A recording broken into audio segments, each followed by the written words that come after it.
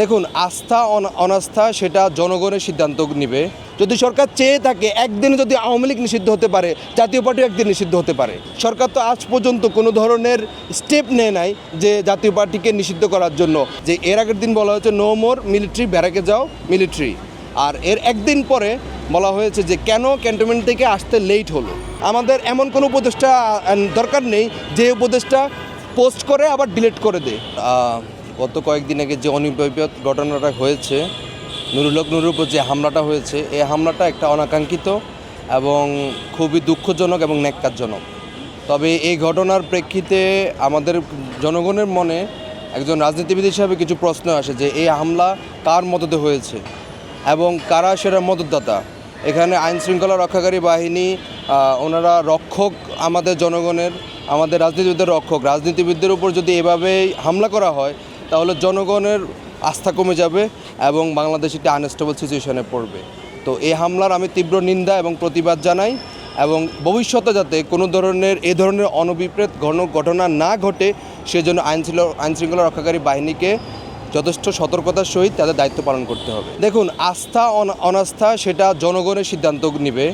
আমি আস্থার জায়গা থেকে একটু বলবো, আমাদের বাংলাদেশের জনগণ আমাদের আইনশৃঙ্খলা রক্ষাকারী বাহিনীর উপর সর্বদা আস্থা রাখছে বিদায় আমরা কিন্তু যখনই দেশের ক্লান্তির লগ্ন শুরু হয় তখনই আমরা ভরসা পাই আমাদের সেনাবাহিনী, আমাদের বিমান বাহিনী, আমাদের নৌবাহিনী, আমাদের পুলিশ বাহিনী। আমি একটা ছোট্ট প্র্যাকটিক্যাল উদাহরণ দিই। বৈষম্য ছাত্র আন্দোলনের একটা পোস্ট দেখেছি যে এর আগের দিন বলা হয়েছে নো মোর মিলিটারি, ব্যারাকে যাও মিলিটারি, আর এর একদিন পরে বলা হয়েছে যে কেন ক্যান্টনমেন্ট থেকে আসতে লেট হলো।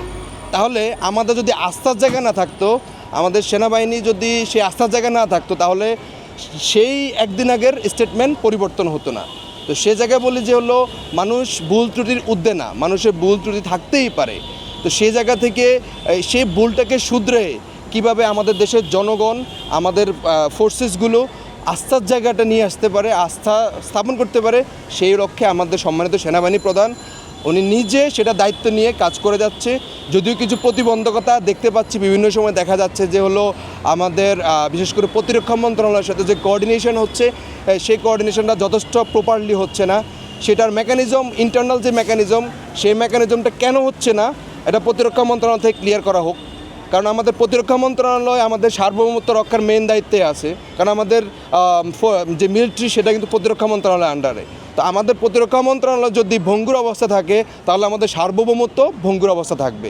তো সেজন্য আমি এর আগেও বলে যাচ্ছি, সর্বদা জোর দাবি জানাচ্ছি যে আমাদের প্রতিরক্ষা মন্ত্রণালয় হতে হবে একটি স্বাধীন এবং স্ট্রং একটা প্রতিরক্ষা মন্ত্রণালয়, তবেই আমাদের সার্বভৌমত্ব স্ট্রং থাকবে। দেখুন, আমাদের জাতীয় পার্টিকে নিষিদ্ধ করবে কি করবে না সেটা হলো সরকারের প্রেক্ষিতে। এখন জাতীয় পার্টি যে আওয়ামী লীগকে পুনর্বাসন করা হচ্ছে, যদি একটি নিষিদ্ধ সংগঠনকে যদি পুনর্বাসন করার চেষ্টা করা হয়, যেহেতু বাংলাদেশের বর্তমানের রায়ে যে নিষিদ্ধ সংগঠন আওয়ামী লীগ হাইকোর্টের রায়ে, তো সেই নিষিদ্ধ জিনিসকে যদি কেউ আবার পুনর্বাসন করতে চাও সেটাও একটা নিষিদ্ধ কাজ এবং সরকার সে বিষয়ে পদক্ষেপ নেক। সরকার তো আজ পর্যন্ত কোনো ধরনের স্টেপ নেয় নাই যে জাতীয় পার্টিকে নিষিদ্ধ করার জন্য। জাতীয় পার্টির নেতাকর্মীরা দেদারসে ওনারা বক্তব্য দিয়ে সব কিছু যাচ্ছে। তাহলে আমি কি মনে করবো না যে সরকারও এটা চাচ্ছে না? যদি সরকার চেয়ে থাকে একদিনে যদি আওয়ামী লীগ নিষিদ্ধ হতে পারে, জাতীয় পার্টিও একদিন নিষিদ্ধ হতে পারে, যদি সরকারের সেই সদিচ্ছা থাকে। যদি সরকারের সেই সদিচ্ছা নাই দেখেই আজকে জাতীয় পার্টি নিষিদ্ধ হচ্ছে না। তো সেই জন্য বলবো যে সরকার, আমাদের বাংলাদেশের সরকার যদি চায় যে কোনো কিছু এক্সিকিউশন করতে, সেটা একদিনও সম্ভব। সেটার এর আগে প্রমাণও আছে, ভবিষ্যতে সেই প্রমাণ সম্ভব বলে আমি মনে করি। সরকারের দুর্বলতাটা কোথায়? আমি মনে করি যে উপদেষ্টা পরিষদের যে সদস্যবৃন্দ রয়েছে ওনাদের দুর্বলতা কোথায় তারাই ভালো জানে। আমি আপনাকে ছোট্ট একটা এক্সাম্পল দিই। আমাদের এমন কোনো ধরনের উপদেষ্টা পরিষদ প্রয়োজন নেই যারা রাতের 3টার সময় এক বিবৃতি দেয়, আর ছোট্ট একটা বিবৃতিতে রাত 3টা পর্যন্ত যায়, আবার 5টার সময় বিবৃতি চেঞ্জ করে। আমাদের এমন কোনো উপদেষ্টা দরকার নেই যে উপদেষ্টা পোস্ট করে আবার ডিলিট করে দেয়, এমন কোনো উপদেষ্টা। তো সর্বোপরি আমি বলবো যে আমাদের উপদেষ্টা মণ্ডলীর যে দুর্বলতাগুলো আছে সেই দুর্বলতাগুলোর জন্য কিন্তু আজকে এই অবস্থা। দেখুন, বাংলাদেশে বর্তমানে যে আইনশৃঙ্খলা পরিস্থিতি আছে, এই আইনশৃঙ্খলা পরিস্থিতি খুবই নাজুক এবং খুবই ক্রুশিয়াল টাইম পার করছে বাংলাদেশ সরকার।